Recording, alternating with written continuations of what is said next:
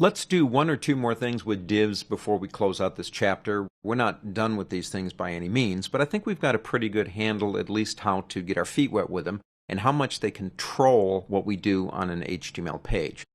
Let's add a bit of text to our body area and maybe a graphic. So let's start with some text. Click inside the document right here, and we're going to start with a heading 1. I already have it selected down here.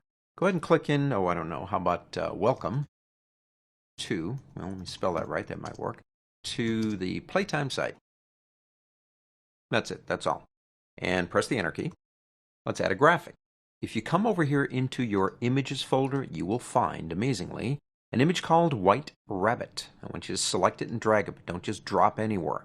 If you drop here, it'll probably drop it into the other div underneath, our page statements. Come up high. Watch for the little cursor. When you see that little line, let go.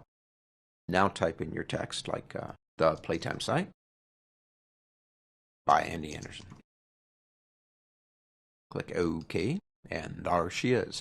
Let's add two more styles. Let's start by redefining H1. So we select right here, and let's go into New. But this time we are going to tag. Redefines HTML element. It should already be here because we had it selected. That's working smart. I don't want it as an external. We'll leave this one in the document only. Click OK. Let's play around a little bit. Let's try Verdana. Actually, that's not a bad font. Font size would be about 36. We can always apply and check anytime we want to. I'm happy with that in terms of the size and the font. Let's move into background. Well, actually, let's not give it any background color. Let's leave that alone. Let's go into our block and change the text align to center.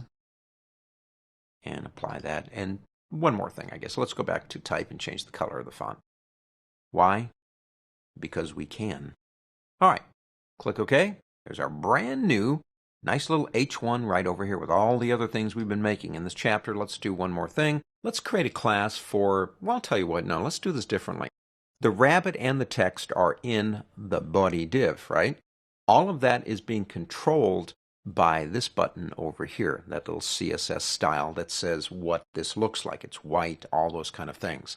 We could do this. Instead of creating another class in a selector for this to center it or whatever we want to do, why don't we make this simple? Why don't we reopen body and just do one thing? Go into block and change text align to center and click apply. There you go. Very easy. Now we have a H1 heading style that still controls that text up there, but in our body we might as well have gone to the same one. We already have one. Why make another one? To center the rabbit. So div statements, control, placement on the screen. Let's do one more thing. Make sure you save this because we're going to be using this again. So file save, and then click here and look at it this way. Centering of the divs, background images, playing around with the navigation, doing different things, all part of CSS, which to me is an amazing feature. When CSS came out, it changed everything that we did in web design.